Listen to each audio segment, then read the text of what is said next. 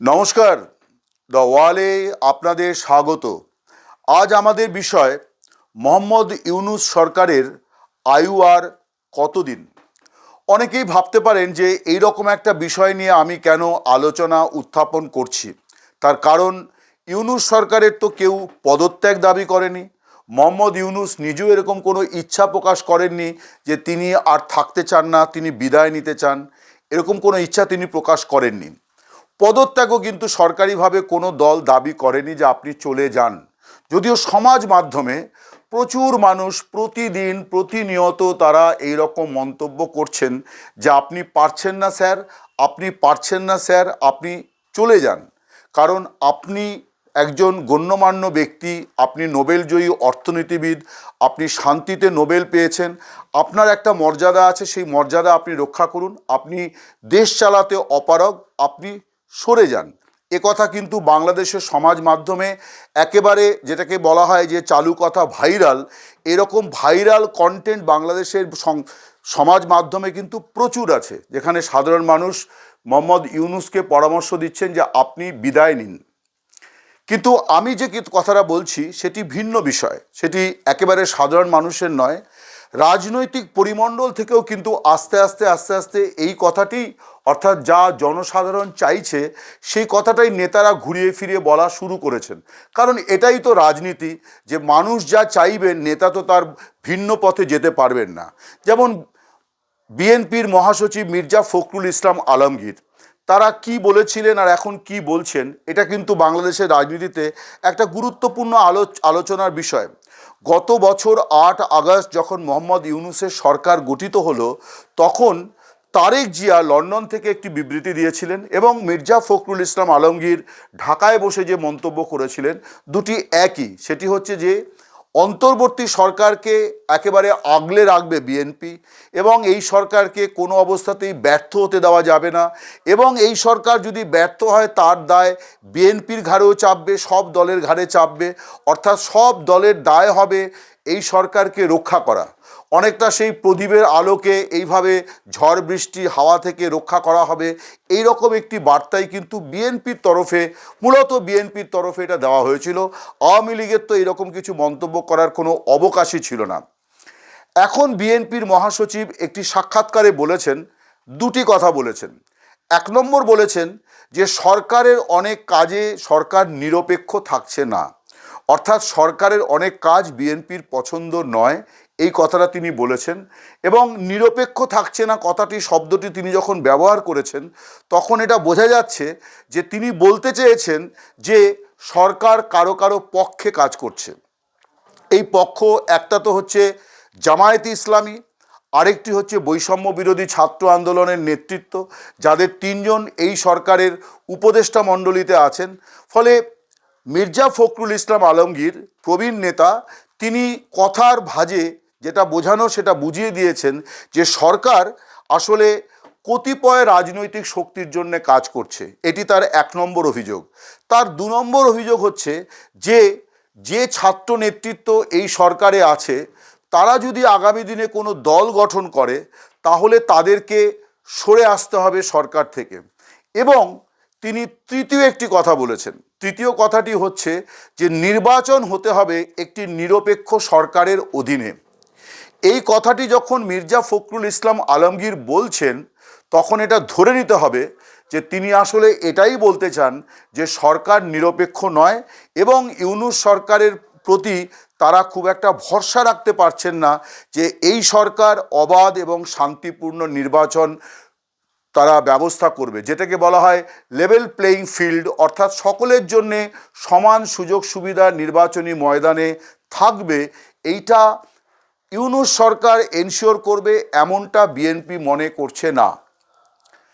অন্যদিকে আওয়ামী লীগ, তারা সরকারিভাবে কোনো কথা এখনও বলেনি এই বিষয়টি নিয়ে, কিন্তু আওয়ামী লীগ তো অনেক দিন ধরেই, শেখ হাসিনা অনেক দিন ধরেই ইউনূসের বিরুদ্ধে তোপ দাগছেন বলা চলে। দিল্লিতে বসে তিনি যে ভার্চুয়াল মিটিংগুলি করছেন সেখানে তিনি ইউনূসকে প্রতিনিয়ত তার বিরুদ্ধে মানুষকে বলছেন যে প্রতিবাদ করার। এছাড়াও আরও একটি বিষয় হচ্ছে যে হাসিনার যে শেষ সরকার, সেই সরকারের যিনি তথ্য সংস্কৃতি বিষয়ক সম্প্রচার বিষয়ক মন্ত্রী ছিলেন মোহাম্মদ আলী আরাফাত তিনি কদিন আগে একটি ফেসবুক পোস্ট তিনি তাতে কিছু মন্তব্য করেছিলেন। আমরা দ্য ওয়ালে তার সেই ফেসবুক পোস্টকে ধরে একটা স্টোরিও করেছিলাম, খবর লিখেছিলাম। সেখানে তিনি বলেছিলেন যে ইউনূস সরকারকে অবিলম্বে চলে যেতে হবে এবং একটি তত্ত্বাবধায়ক সরকার গঠন করতে হবে। এখন আলোচনাটা কিন্তু এই তত্ত্বাবধায়ক শব্দটি নিয়ে, এবং এই বিষয়টা নিয়ে আওয়ামী লীগের অভ্যন্তরেও আলোচনা আছে, বাংলাদেশের রাজনীতির অন্যান্য দল, নাগরিক সমাজ, বুদ্ধিজীবী, সাংবাদিক, সংবাদ মাধ্যম সবার মধ্যে এই শব্দটি নিয়ে একটা আলোচনা আছে।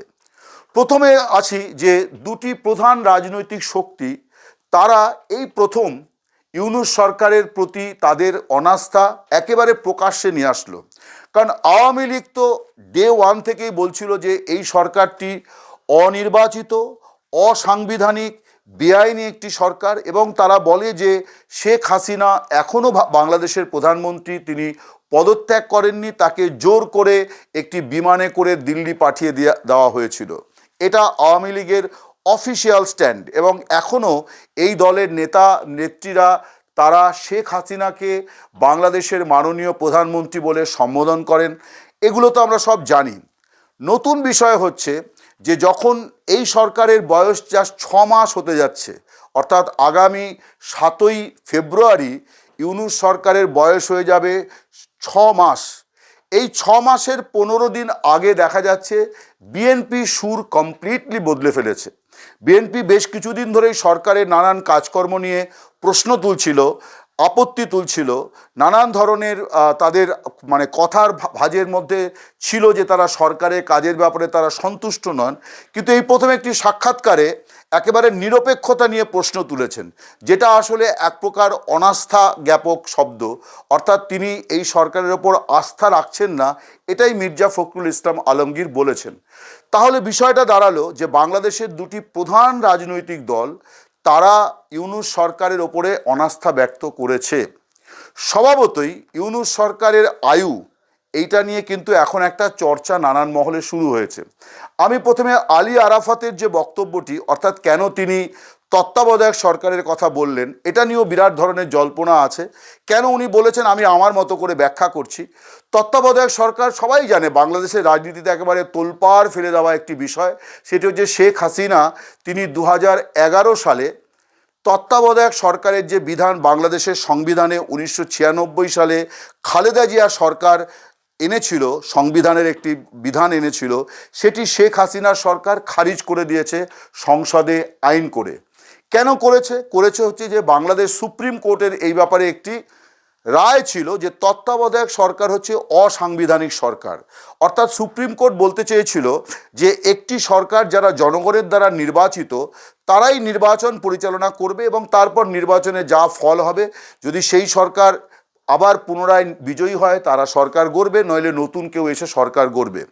কিন্তু তত্ত্বাবধায়ক সরকারের কনসেপ্টটা ছিল, সেটি ছিল যে একেবারে কেয়ারটেকার গভর্নমেন্টের কাজ হবে মূলত নির্বাচনটা সংগঠন করা, এবং এই যে সাংবিধানিক বিধান অনুযায়ী নির্বাচন একবারই বাংলাদেশে হয়েছে, সেটি হচ্ছে 2008 সালে।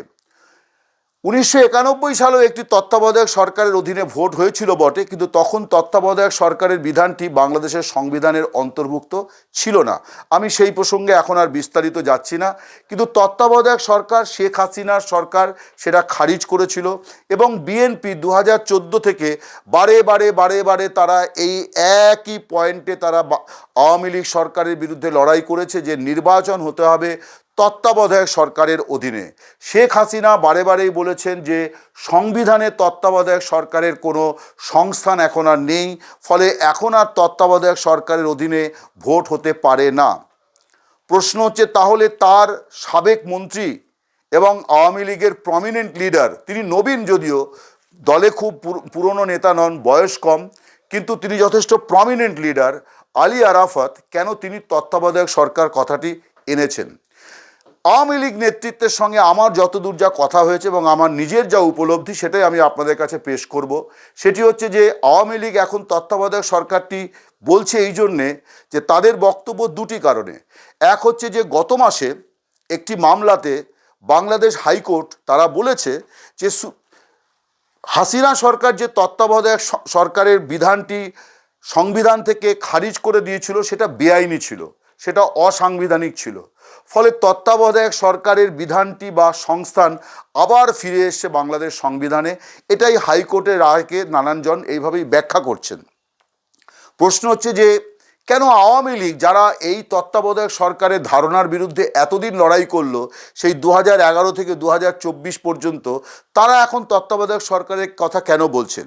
তারা বলছে এই জন্যে যে তত্ত্বাবধায়ক সরকারের বিষয়টি তারা খারিজ করেছিল যখন একটি নির্বাচিত সরকার ক্ষমতায় আছে, অর্থাৎ শেখ হাসিনার সরকার। তারা 2008-এর নির্বাচনে জয়ী হয়ে তারা ক্ষমতায় এসছে, ফলে তারাই নির্বাচন সম্পন্ন করবে। সেই মতো 2014-তে নির্বাচন সম্পন্ন হয়েছিল।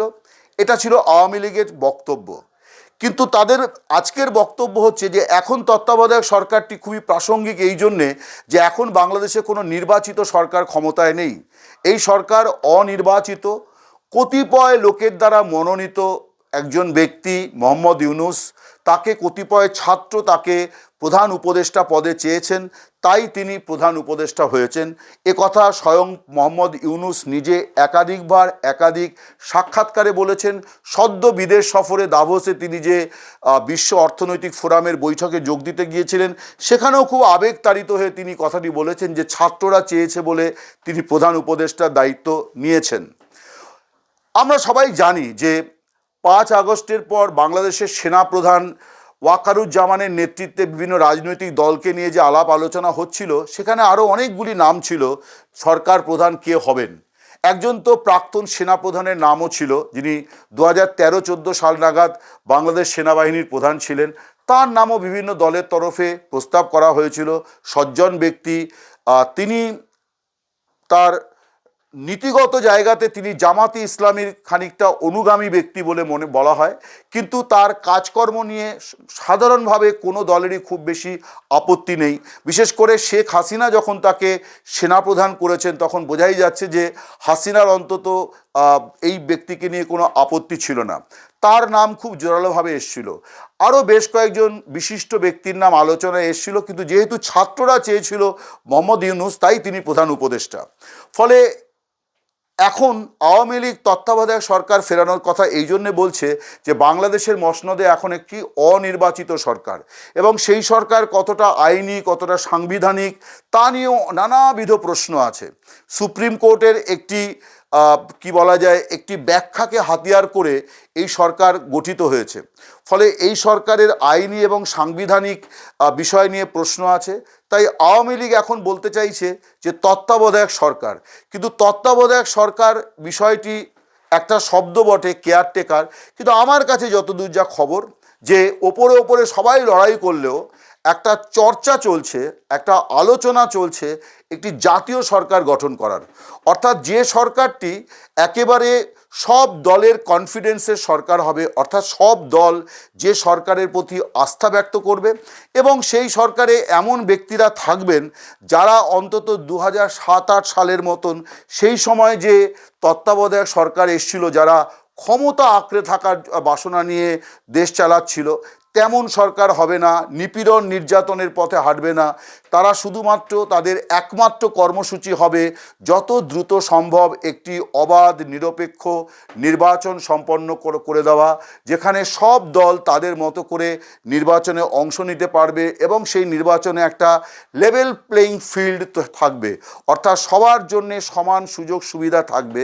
এই রকম পরিস্থিতি দিতে পারে, গ্যারান্টি দিতে পারে অবাধ নির্বাচন, নিরপেক্ষ নির্বাচনের। এই রকম একটি সরকার তৈরি করার চেষ্টা কিন্তু বাংলাদেশে হচ্ছে। সবটা প্রকাশ্যে আসছে না, এবং প্রকাশ্যে সাপে নেউলে সম্পর্ক এমন রাজনৈতিক দলের নেতারাও কিন্তু পরস্পরের মধ্যে আলোচনা করছেন। দেশে বিদেশে এই নিয়ে নানান বৈঠক, আলোচনা, কথাবার্তা, মতামত নেওয়া, মত বিনিময় করা, এসব কিছুই চলছে। এবং বেশ কয়েকজন ব্যক্তিকে নিয়েও আলোচনা চলছে যারা সম্ভাব্য সরকার প্রধান হিসেবে যাদেরকে ভাবা হচ্ছে। ফলে বিএনপি এই মুহূর্তে তারা সিগন্যাল দিয়েছে, তারা বুঝতে পারছে যে ইউনূস সরকারকে রেখে যদি নির্বাচন হয় তাহলে তাদের জন্যে কপালে দুঃখ আছে। কারণ তারা আশঙ্কা করছে যে ছাত্ররা আগামী মাসে যে রাজনৈতিক দল গঠন করবে সেই দলের সঙ্গে জোট হবে জামাতে ইসলামীর। জামাতে ইসলামী আবার পাশাপাশি চেষ্টা করছে অন্যান্য ইসলামিক দলগুলিকে নিয়ে একটা জোট তৈরি করার। ফলে সব ইসলামিক দলের জোট, অন্যদিকে বৈষম্য বিরোধী ছাত্র আন্দোলনের নেতৃত্বের নতুন দল, এরা যদি সম্মিলিতভাবে ময়দানে নামে এবং ইউনূস সরকার যদি তাদের প্রতি পক্ষপাতিত্ব করে, অর্থাৎ তাদেরকে বাড়তি সুযোগ সুবিধা দেয়। ইতিমধ্যেই তো কতগুলি বিষয় সামনে এসছে। মোহাম্মদ ইউনূস নিজেই বলেছেন হঠাৎ করে একদিন, যদিও একটি নির্বাচন কমিশন সংক্রান্ত কমিশন আছে, তারপরেও ইউনূস সরকার প্রধান হয়ে তিনি হঠাৎ বলে বসেছেন যে আমি মনে করি ভোটারের বয়স হওয়া উচিত 17 বছর। তার মানে যদি 18 থেকে 17 হয়ে যায় তাহলে নবীন একটা অংশকে ভোটার তালিকায় তাদের নাম অন্তর্ভুক্ত করা যাবে, যারা এই গণ অভ্যুত্থানের সময় রাজপথে ছিল বলে বৈষম্য বিরোধী ছাত্র আন্দোলনের নেতৃত্ব মনে করছেন। যদিও কথাও ঠিক যে এই যে 6 মাস হতে যাচ্ছে, ইতিমধ্যে বৈষম্য বিরোধী ছাত্র আন্দোলনকে নেতৃত্বকে নিয়ে যে উন্মাদনা উত্তেজনা বাংলাদেশের মাঠে ময়দানে দেখা যাচ্ছিল সেটা প্রায় উবে গিয়েছে। এই যেমন রবিবার রাতে ঢাকা বিশ্ববিদ্যালয় যেভাবে রণক্ষেত্র হয়ে উঠল, 7টি কলেজ তারা ঢাকা বিশ্ববিদ্যালয়ের বাইরে চলে যেতে হয় চায়, এবং তাই নিয়ে যে বাদ বিবাদকে কেন্দ্র করে রণক্ষেত্র হয়ে উঠল, সেই পরিস্থিতি সামাল দেওয়ার জন্যে হাসনাত আবদুল্লাহ, যিনি বৈষম্য বিরোধী ছাত্র আন্দোলনের আহ্বায়ক এবং গণ অভ্যুত্থানের সময় সামনের সারিতে ছিলেন, তিনি গিয়েছিলেন ঘটনাস্থলে। তাকে ভার্চুয়ালি গাড়ি ঘুরিয়ে পালিয়ে যেতে হয়েছে। অর্থাৎ ছাত্ররা, দুপক্ষের ছাত্ররাই তাকে সিগন্যাল দিয়েছে যে তোমার গুরু ঠাকুরই আমরা চাই না, তোমার অভিভাবকত্ব আমরা চাই না। ফলে বৈষম্য বিরোধী ছাত্র আন্দোলন কতটা কি করতে পারবে এটা নিয়ে সংশয় আছে, প্রশ্ন আছে। কিন্তু বিএনপি ঝুঁকি নিতে চাইছে না। তারা মনে করছে যে ইউনূসকে ক্ষমতায় রেখে যদি নির্বাচন হয় তাহলে এমন কিছু কর্মকাণ্ড করার চেষ্টা হবে যেখান থেকে বিএনপির যাত্রাভঙ্গ হতে পারে। তাই মির্জা ফখরুল ইসলাম আলমগীর এই কথাটি বলেছেন যে সরকারের অনেক কাজ নিরপেক্ষ নয় এবং নির্বাচনের সময় একটি নিরপেক্ষ সরকার চাই। এই নিরপেক্ষ সরকারই আসলে আওয়ামী লীগের ভাষায় তত্ত্বাবধায়ক, কিন্তু বাস্তবে সেটা হচ্ছে একটি জাতীয় সরকারের কনসেপ্ট নিয়ে আলোচনা চলছে।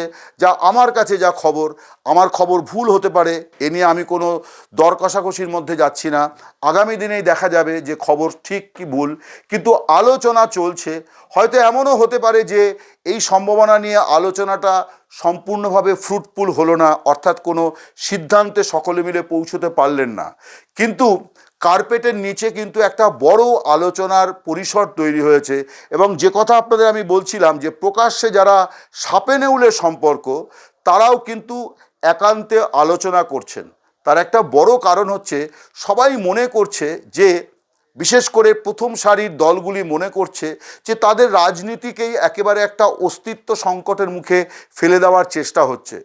ছাত্ররা যদি দল গড়ে, জামাতে ইসলামী যদি খুব ফোঁস করে, তাহলে তারা বাংলাদেশের মাঠে ময়দানে তাদের যে রাজনৈতিক কর্মকাণ্ড এবং রাজনৈতিক প্রভাব সেইটা অনেকটা ডাইলুটেড হয়ে যাবে।